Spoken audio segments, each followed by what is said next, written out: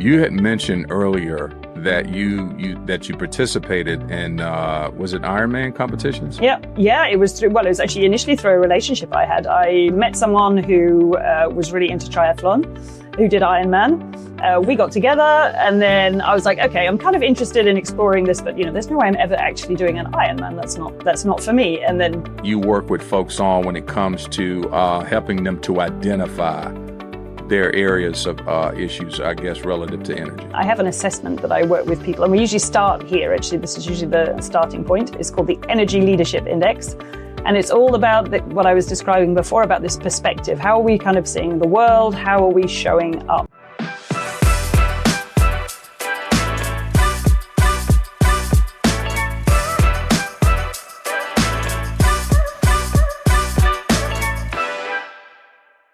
Hey, good morning, guys. I appreciate you all joining us today.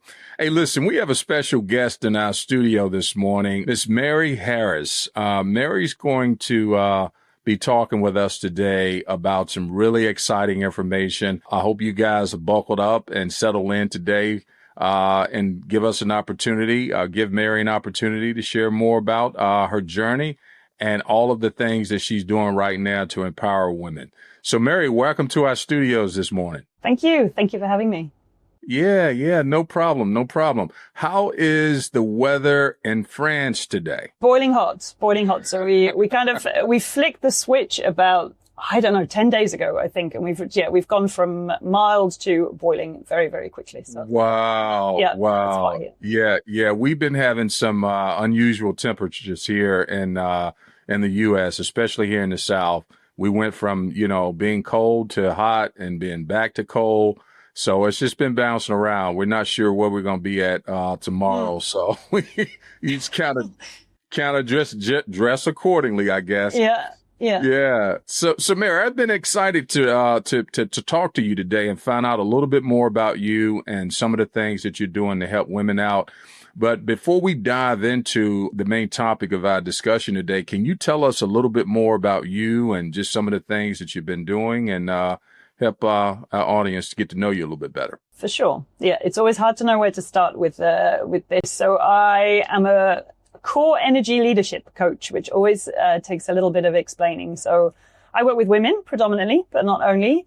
And core energy leadership is all about kind of understanding our personal energy. And I'm sure we'll talk more about that. And then putting that into service of our leadership. So whether that's self-leadership or leadership in an organization, wherever it is, to me, it's all the same thing. So that's really the focus of the work I do. And that's the whole objective of me becoming a coach. So I haven't always been a coach, but being able to help women change perspective, make that transformation. That's really what's driven me to become a coach. And before I became a coach, I was working for 20 years or so in corporate, and my background is engineering, actually. So I've come from mechanical engineering, so very logical, structured industry and way of doing things.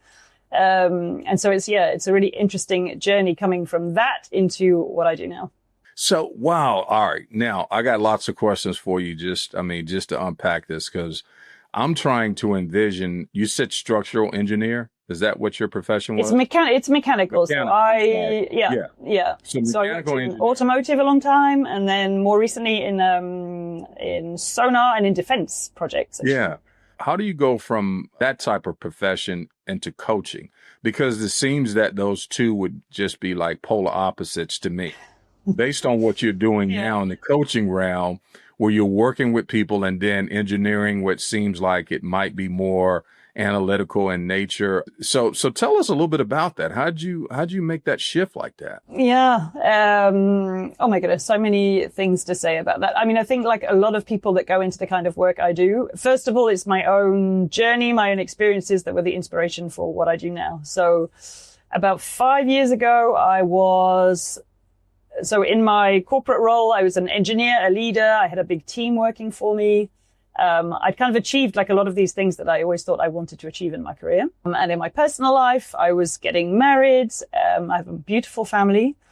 I live in the south of France, which was a dream for me a few years before. And, that's why I live here. So I was doing all of those things, and it was just this feeling that, okay, well, why does this not feel better? Like I should be feeling like, wow, this is, this is it. I've reached this kind of this thing that we spend all this time studying for, doing jobs we don't really like to get to like the next thing and all that stuff. And it was like, why do I feel so kind of grey and kind of, I don't know, I really felt lacking in energy. And every time I needed to do anything kind of new or anything more or different, it just felt so hard, so hard. And I was like, I don't get this. Like, this isn't me. I'm this person that's always gone and done these things. I moved to France. I did this kind of career that wasn't that easy, especially when I studied for, and I think it's still true, women in mechanical engineering. There aren't many of us.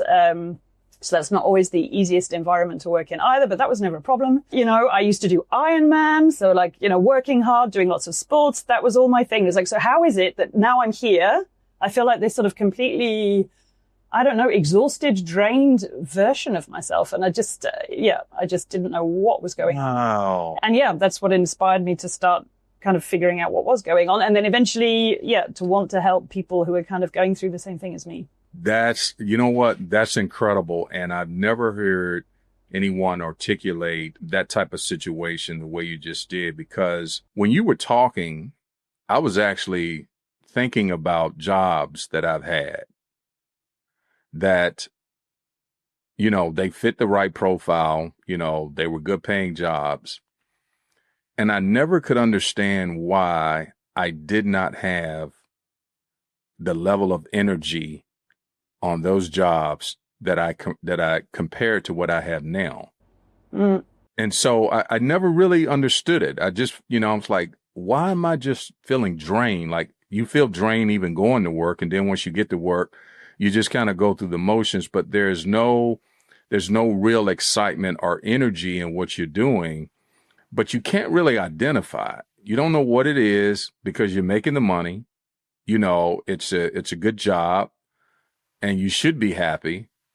But why do you feel drained? And you just helped me to realize why I was experiencing this, but I couldn't articulate what it was. I didn't know what to call it. Yeah. And I think sometimes you don't realize it until you get out of it and get into something where you do feel the energy in the work that you're doing.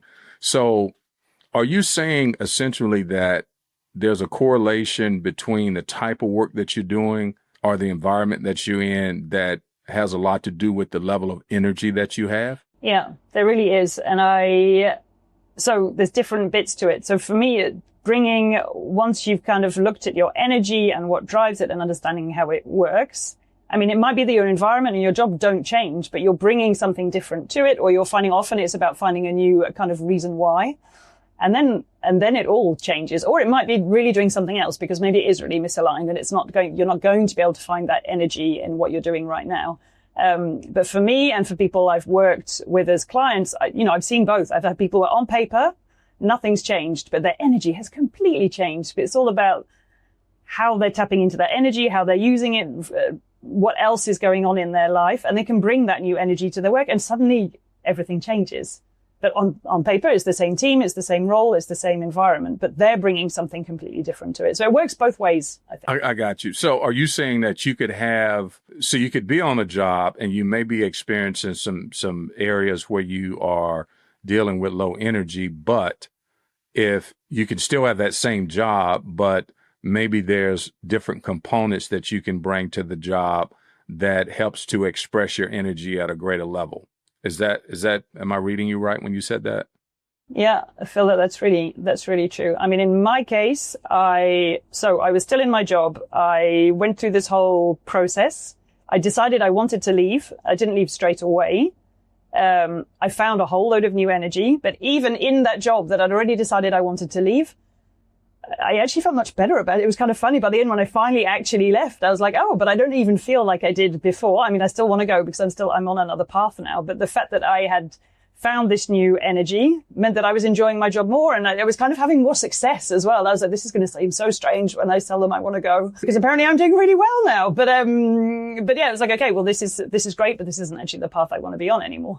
And then there's a client I've been working with recently who is in exactly the same role as she was before, but she has gone through this massive transformation, and the color and energy she brings to what she does now is completely different. But yeah, same job, same environment, but she has a different perspective about what she's doing and why.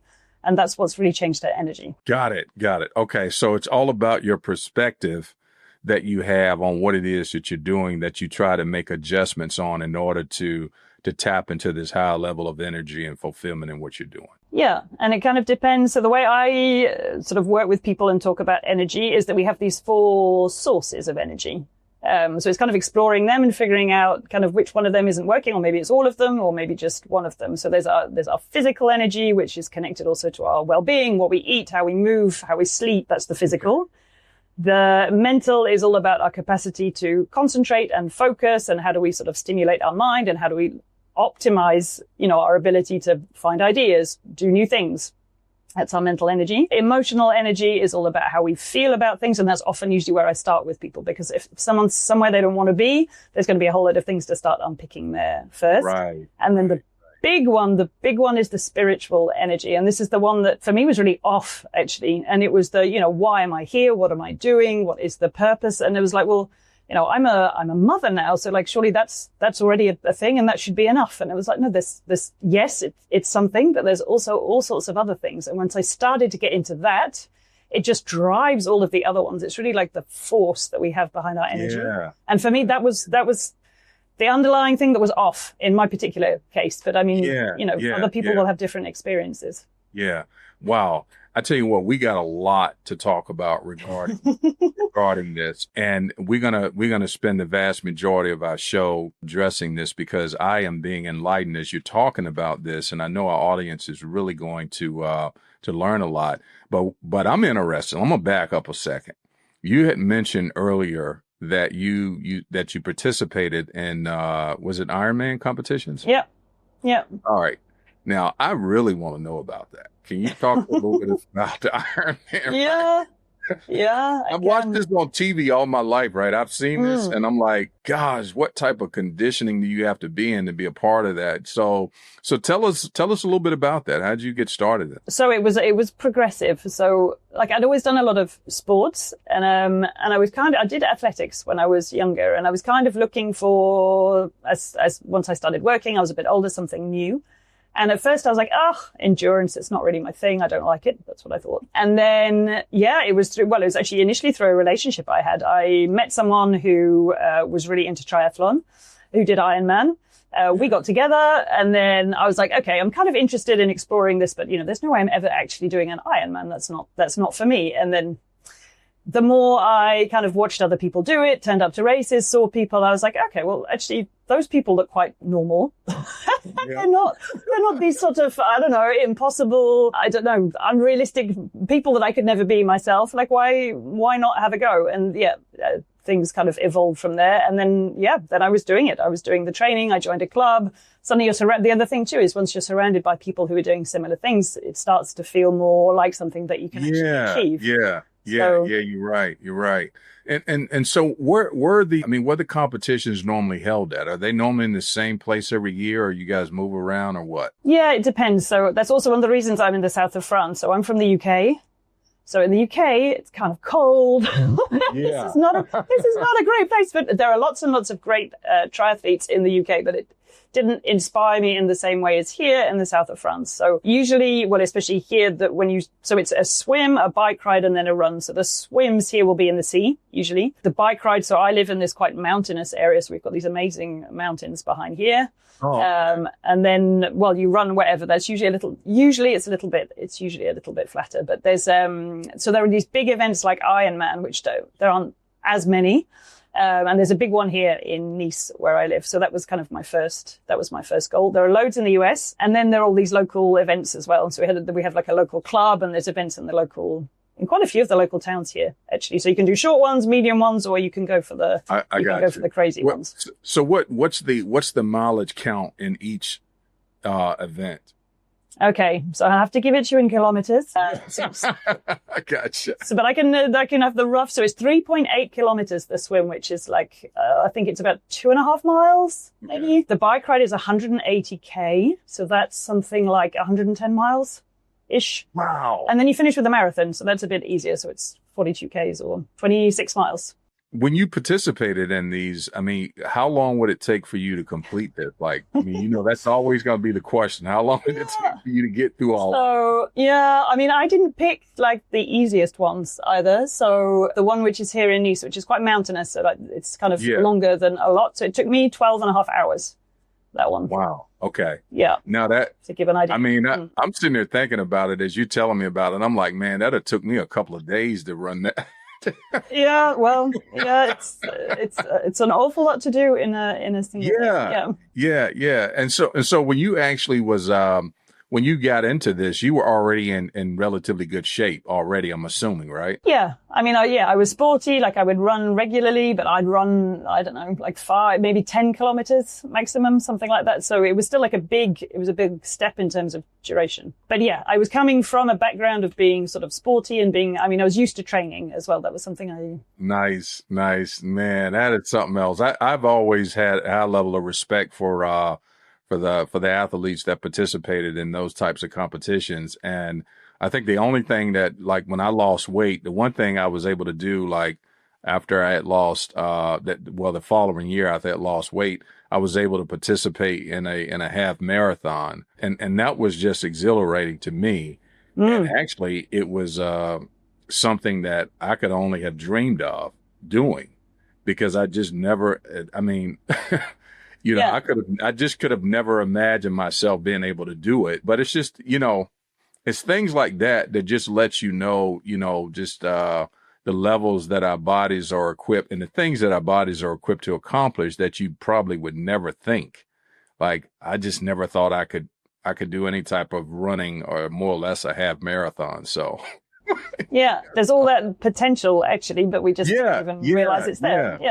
Yeah, you're right. So that, when you mentioned that, I really was interested in that, because I love watching them. And at some point in time, I'll try to get to the next level in the marathon type races and stuff, just to kind of stay active and, keep your body in shape and all that good stuff. But man, that's exciting. So when you were doing this, Mary, were you working in corporate still at the time? Yeah. So I had a full-time corporate job. And so, it was squeezing in the training around that, which, sometimes it was easier than others. And you have periods when you've got more going on, or like there was a period when I was traveling a lot, and that would be really difficult because it needs to be pretty regular with your training. So when you start being like, oh, well, I'm away this week and then I come back and I'm going to be tired from traveling, how do I then put in the mileage that I need? It could be quite difficult. But also that's where, especially living here, because there were quite a few people in my environment doing something similar, you find other people doing the same thing, and that helps. So maybe it'd be running at lunchtime or going swimming before going to work in the morning, or, you're just constantly figuring out how to, I had a spreadsheet. It was all kind of worked out in there. I'm an engineer. You had a spreadsheet? Yeah. And every week it was like, how many miles of this? How many have I done enough? And what do I need? Oh yeah. I was on that spreadsheet. Yeah. Lots of planning, I'm sure, that goes into that, especially when you're working. So, man, that's incredible. So you going back to the corporate job, the corporate scene, you had been working in this space for a number of years, right? Did you say 20 years or something like that? You were, okay. So you were in corporate for 20 years. And at what point did you realize something was off in that 20 years? It was sometime, which is difficult to pinpoint. It was sometime after my daughter was born. So I'd gone back to work after she was born. And I really wanted to I was dying to get back. It was like, okay,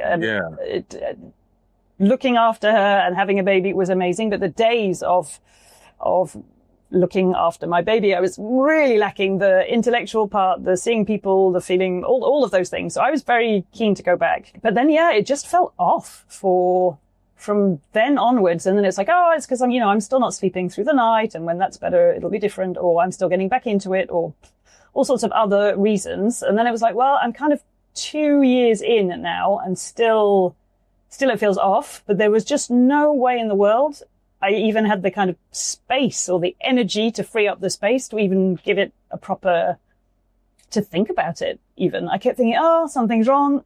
Okay, haven't got time. And then I was just carrying on. Yeah. And it's COVID that kind of created the sort of big. Wow. Yeah. changed tell that you for what, me.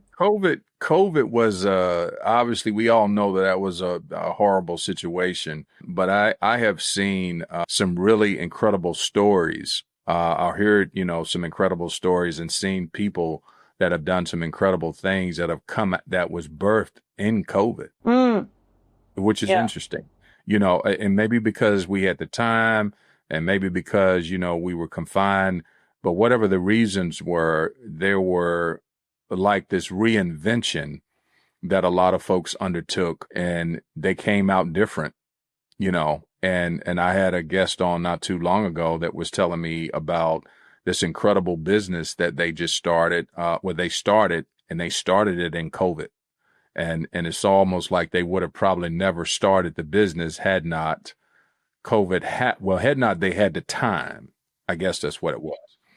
And so when they were at home, not doing anything, it was like, okay, now you start thinking, okay, how can I be creative? And, cause you didn't have anything else to kind of like occupy your time. So that's interesting. You mentioned that. So you were at home and during the COVID time. So can you tell us a little bit more about your inflection point during that time and how you transition into this to this new space? Yeah. Well, I guess what was, it's easier afterwards, isn't it? At the time, what was happening was our routine and our daily, like, get up, get all the kids ready for school, take the kids to school, drop the little one off at childcare, get to work. This like train that was going every day was just so fast and just so energy consuming that, like I said, there was no time to even think about anything else. Yeah. And then the fact that we were just all thrown off the train, it was just like, oh, okay. So that anyway, the fact that it kind of broke all of that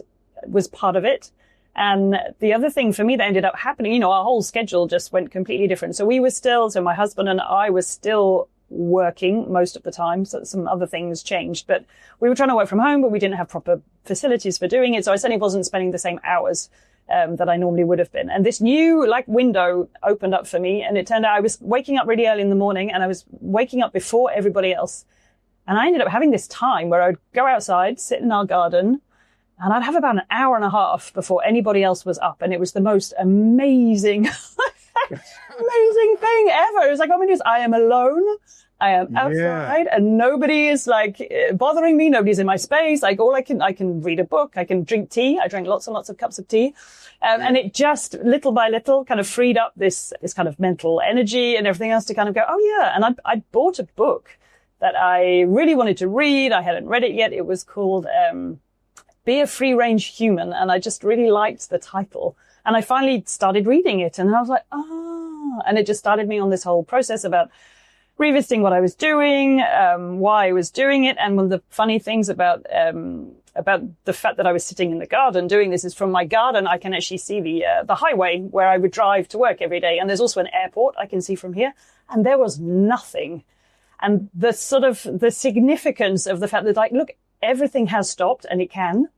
So why do I feel like, this train I'm on is so inevitable and it's the only way to do things? And yeah, it was very sort of symbolic. So yeah, that just got me started on this whole rethinking process. And then eventually I had some coaching as well during that period. And yeah, it just set me on this whole other course. So is there like a specific point that you can identify, that you were able to identify that your energy was off? Like this aha moment, was it, it's during COVID, right? So was there any specific moment, maybe you were outside in the garden or what, that this thing came to you and was like, okay, my energy's off. I got to do something different. Good question. I feel like there were lots of them. It wasn't really kind of one big moment, but there were just like lots of little warning signs all the time. So it would be things like, there were a couple of things. It would be things like getting frustrated and angry with my kids, with my husband about things that didn't feel like they were such a big deal. There would be things like, the other one that was actually quite a big one for me is, so I've talked about this, I've always loved sports. And I thought that part of what was wrong was the fact that, it was taking a while to get back into that after having a baby. And it was like, I don't get it. Like, I'm now back doing it again. It's not doing what it was doing for me before. I'm not feeling that, like, I'd say have time to go for a run and I'd come back and it was like, where's that feeling of like, yeah, okay, that's kind of boosted my energy. That is like, no, I just kind of feel tired or like it hasn't done anything. I was like, okay, but these were my things, and this is what would make me feel good before. Why is none of it working anymore? So it's just lots of these little moments of going, I don't know, that's not working. Okay, we'll carry on. Okay, why did that make me, instead of making me feel good, I just still feel all the time. So it was more lots of little warning signs. So you had the breadcrumb trail that you kind of looked back and saw these little pieces and say, okay, something's off here, and I need to do something about it. Now, when you entered into coaching, was that during that COVID time, or did you go back to work full time in the office and then transition into coaches?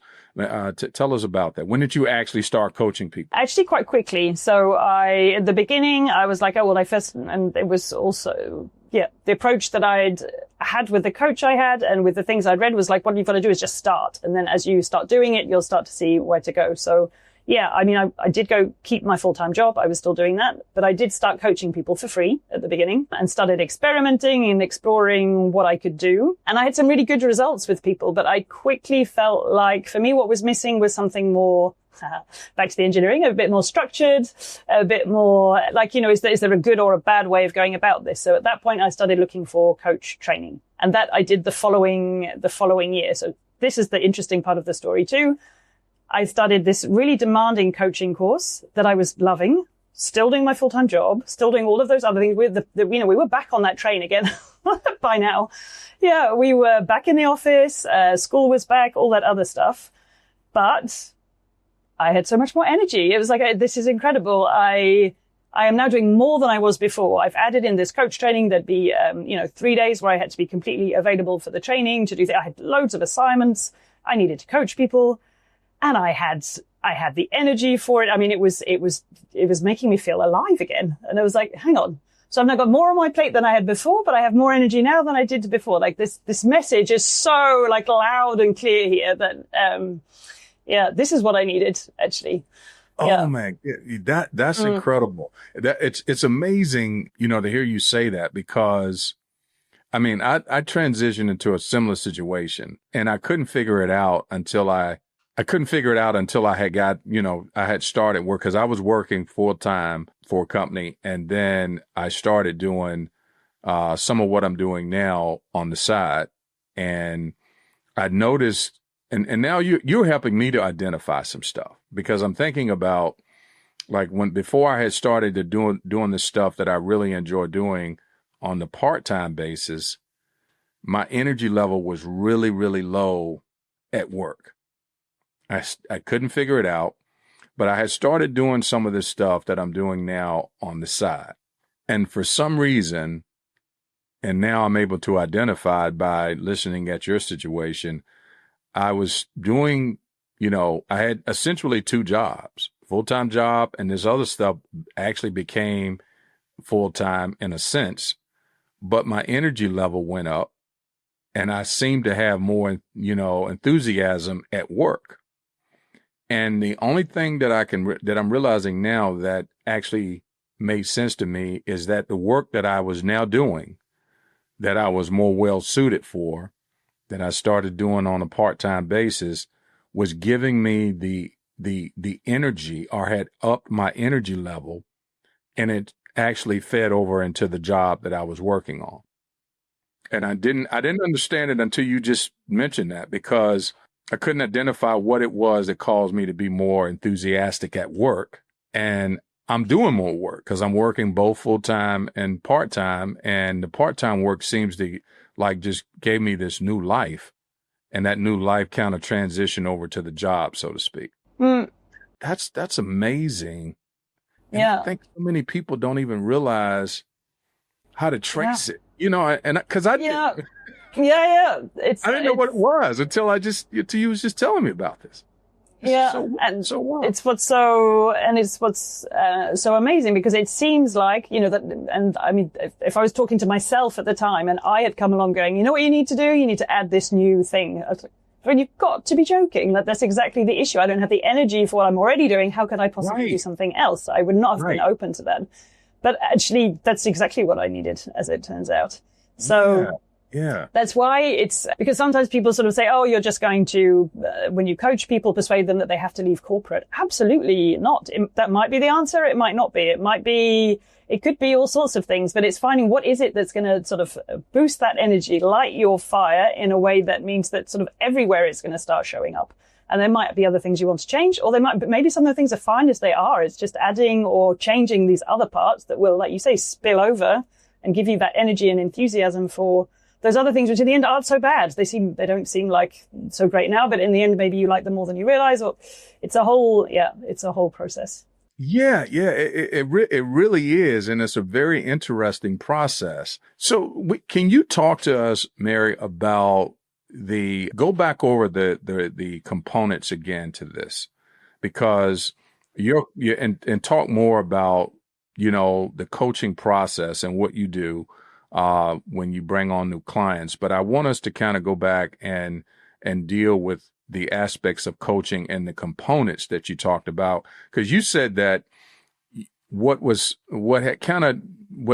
you were able to identify was the spiritual piece that was missing, that you needed to address. And maybe you can start there by telling us more about that, and then talk about these other components so that our audience can get a better understanding of this, because this is really great information you're sharing with us today. Okay. So yeah, in my case, so spiritual energy is all about, who am I? What am I here for? What do I think kind of the purpose of my life is, which can sound very kind of, whoa, okay, these are huge questions, and how do I even begin to start answering that? But in the process I went through, and the coach that I worked with, it started where that began was her asking me about what my values are, which is something we kind of hear people using as a process quite often. So we started there, and I really struggled with it. I was like, okay, all the other stuff we'd done up until then, I was like, okay, well, this is interesting, and yeah. And then I was just really, and I was like, well, she gave me like a whole list of 100 values, like which ones? And I was like, well, all of them? I don't know. So I started getting into that a little bit more, finding, okay, what are the ones that actually start to mean something more? But then what that then did was it made me go, well, hang on, to what extent is what I'm doing kind of every day actually aligned with all of this? And that's when I started to go, oh, hang on, I feel like lots of things are completely misaligned with what I'm saying what I'm feeling are my most important values. So, what's going on there? What do I need to do about that? So when I started digging into that a little bit more, some of them were small things and some of them were big things. And on the bigger things for me, what came,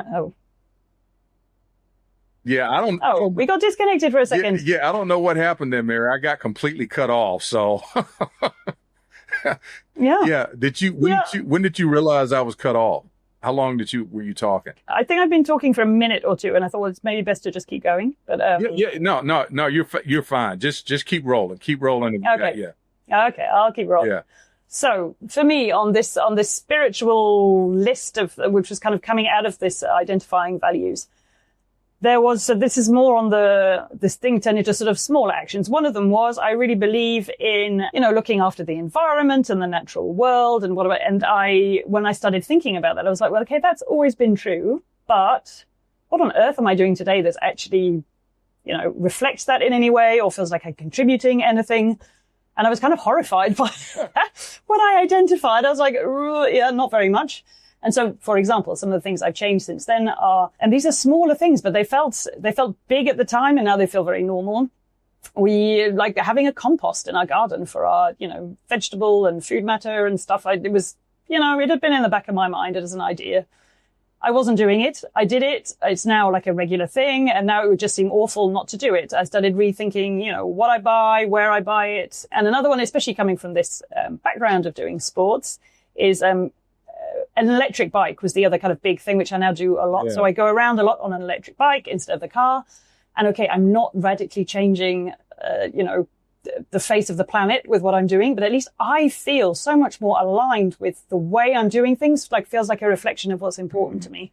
And just doing that, however small that might seem, it works on this whole spiritual energy thing. It's okay, there's an alignment there, and I'm actually, I'm living aligned with that. And then on the bigger end of the scale was the whole, okay, so I'm an engineer.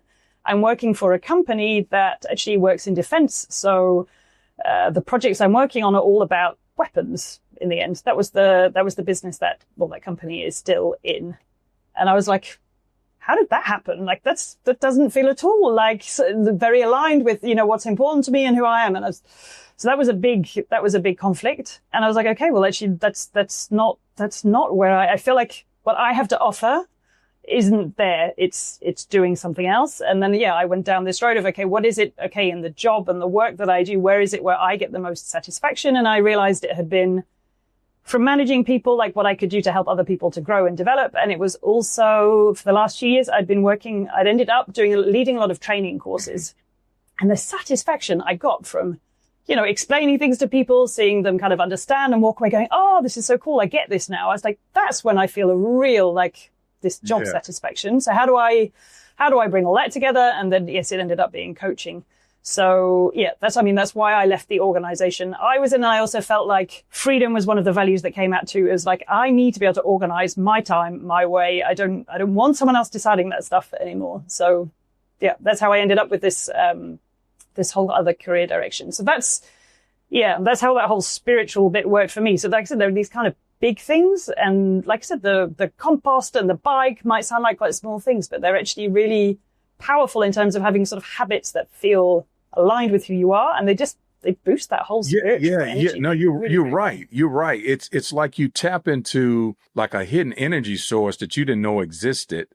And until you're doing it, you don't even realize that this was a source of energy that you were getting that, again, it was bleeding over into other areas of life in a good way, in terms of giving you more energy, to do things with your family, giving you more energy to do things, perhaps on your job. But it's interesting how you got here, and it's interesting how you were able to discover what was causing this, I guess, this dissatisfaction, or, this unraveling that caused you to kind of begin to look internally to see what was going on or what was off. Now, you talked about the spiritual piece. What are some of the other areas that you work with folks on when it comes to helping them to identify their areas of issues, I guess, relative to energy? Yeah. Well, I guess the second one to talk about now would be emotional energy. So in the emotional area, so I have an assessment that I work with people, and we usually start here. Actually, this is usually the starting point. It's called the Energy Leadership Index. And it's all about what I was describing before, about this perspective. How are we kind of seeing the world? How are we showing up? And it talks about our emotions on this scale of, down at the bottom, we've got anger, frustration, feeling sad, feeling all these what we might normally call negative emotions. So we don't call them negative emotions in my approach. It's all, we talk about catabolic energy. So we talk about the fact that these are things that are draining you. Feeling this way is draining you. And as we go up this emotional scale, we move into emotions that are boosting our energy. So by doing this assessment, it gives this really great picture of like, well, how am I functioning now? And what are the things that are bringing up this more catabolic energy?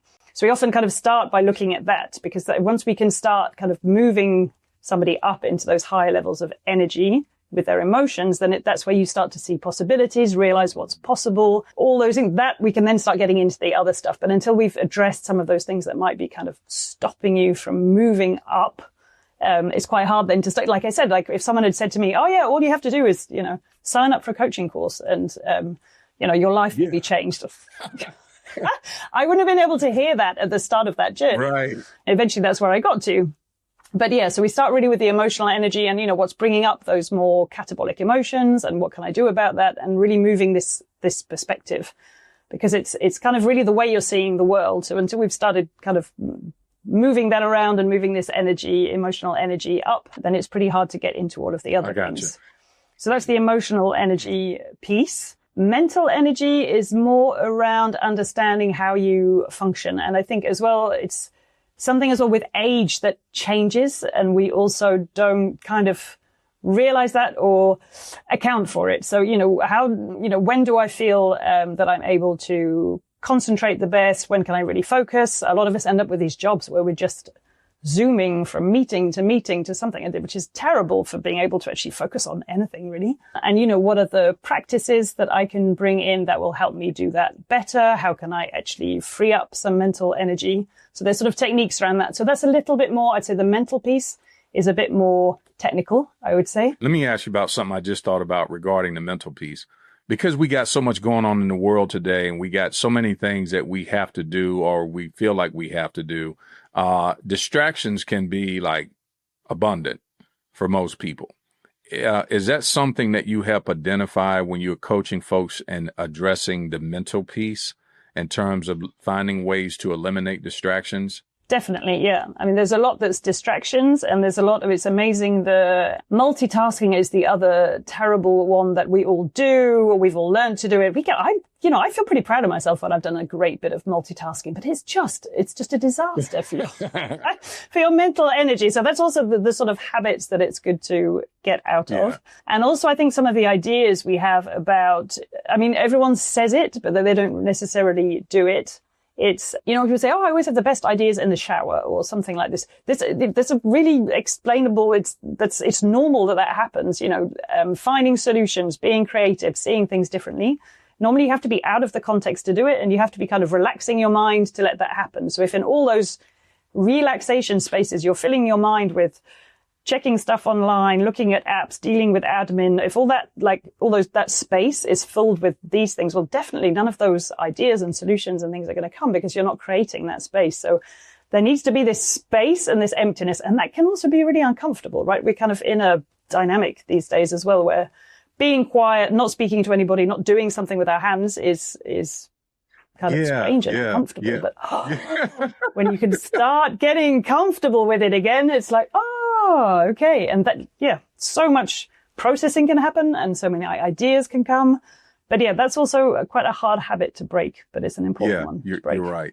What's the next one that you deal with? And then the next one is physical. So this one is all about, and again, it depends where people are. And again, with this sporting background, I can, I know quite a lot about movement, about nutrition, about different things, which can be helpful. And how do people feel about their bodies? How do they feel about the way they're moving? And I find it's ways of integrating more movement. So it's not necessarily, okay, I'm going to sign up for a gym. I mean, that might be the perfect thing, but it's not for like a lot of people.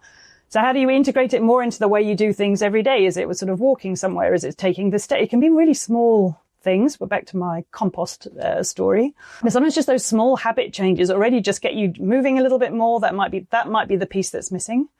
Sleep is often a really, really big one. It seems to be so difficult. But it's such, I don't know, when I don't get enough sleep, forget all of the other things I was just talking. No, you're right. The emotional one is down there. Forget the spiritual one. I don't know what I'm doing. And I definitely haven't got any ideas or anything else. So this is a big, big one for me. So that's one I have to focus on, because otherwise the rest of it doesn't work. And I know that about myself. And that's not quite the same to a certain extent. It's true for everybody, but I know some people need less sleep than I do, but I need an awful lot of sleep. But it's knowing that about ourselves and kind of going, okay, well, how do I figure that out and have a way of doing things that enables me to optimize that? And then the rest follows. Like I said, if I don't get enough sleep, just forget it.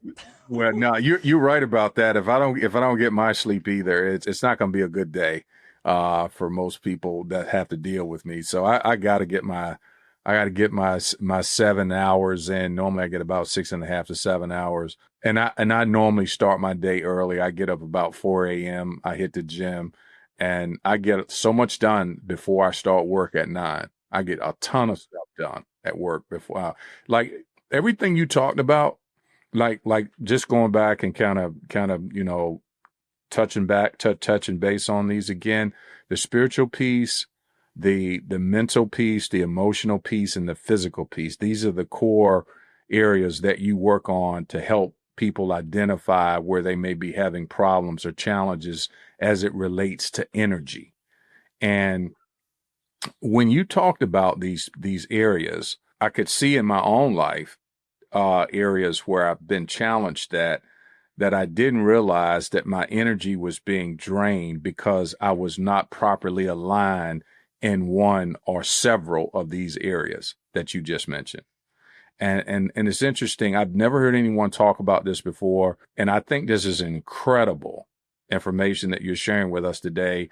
And the other thing that I realize is this.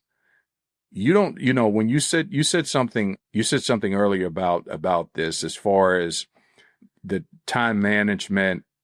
So it's not so much about managing time as much as it is about managing your energy.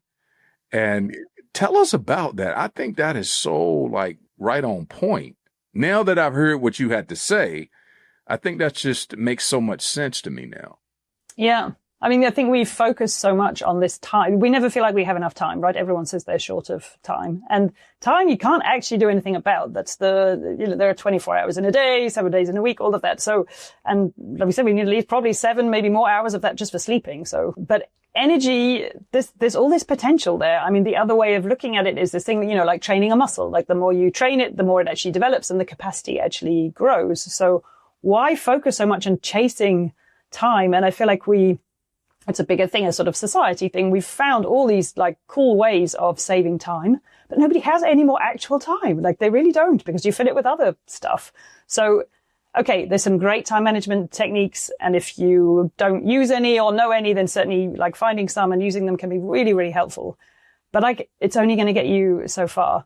It's the energy piece, which for me, the time takes care of itself afterwards. If you're starting to get the energy right, well, then, yeah, the rest kind of follows. And it's not about another technique or another gadget or another something. It's, yeah, that's not what's going to make the difference. That's not what's going to make the difference. Whereas energy really. No, you're absolutely right, Mary, because here's why what you're saying is so on point. Because I know for me, and I'm sure people are going to probably be thinking, some areas that are starting to make sense to them. Like when I was telling you about, when I was working full time, and I started doing some other things part-time that I really was passionate about, how I was able to pick up more work, essentially, and get more work done because the one area was giving me a lot of fulfillment and energy, and I was doing more work. I was actually, spending more time doing doing between these two activities, right? And it's sort of like, I now understand that had it not been for me being engaged in a level of work that was actually bringing fulfillment, purpose, meaning, and now I realized that I was being energized by it, and it actually translated over to the full-time job. So I'm spending more time actually.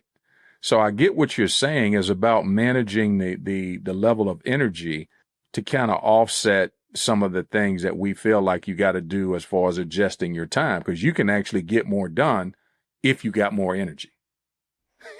That's the way I see it now. Yeah, that's exactly it. Exactly it. Yeah. That's amazing. But it's yeah. So tell our audience the best way they can reach you if they're interested in getting coaching, and maybe give us some more details around that.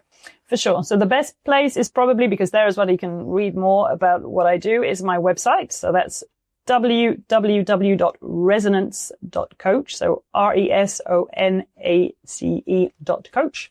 And I actually have something on there. If you go to the bottom of the homepage, there's an energy profiler on there. So if you just want to get like a little bit of an idea of this thing about where are my different energy levels, there's a free kind of little assessment on there that creates a report. So that'll give you a first idea about, okay, which of the 4, or maybe all of them, are a little bit off, and, what are some of the things that might be driving that. So that's a really great place to start. And then you can also, there's a contact page, so you can get in touch with me, and I will happily, for everybody, a free discovery call. We can have a chat, find out who you are. You can see more about me and figure out if it's something that you'd like to go further with. But I would encourage you to do it. It's what we were just saying. Like once you start realizing this thing about your energy, the possibilities just become so much more. So, and I think you have encapsulated, and within this short amount of time, why we may be ineffective in certain areas of life. And we may have associated these areas of being ineffective we may have contributed to other things, not realizing that the areas that we might be ineffective in may be directly tied to the level of energy that we have, and these areas that we need to check: the spiritual, the physical, the mental, the emotional. Man, I think this is incredible stuff, Mary. I'm telling you. And I would advise my audience, because I know a lot of folks out there are confused about their jobs. They hate their jobs. They finding themselves in situations where they just dislike the work that they're doing. They're having all types of issues, family issues, a lot of problems. And sometimes it could be something as simple as your energy. Where's your energy coming from? What's depleting you of your energy? And making these adjustments.